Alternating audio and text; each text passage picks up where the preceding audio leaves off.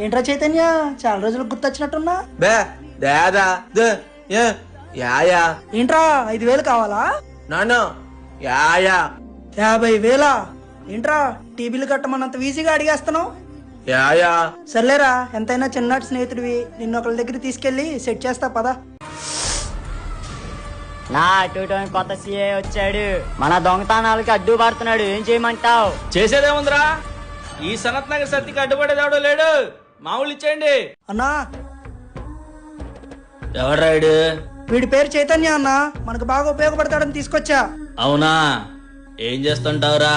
Yeah యా యా యా యా రే, నేను చెప్తా గానీ అన్నకి, నువ్వు పక్కెళ్ళు. అన్నా, వాడు మెకానిక్ పని చేస్తాడు.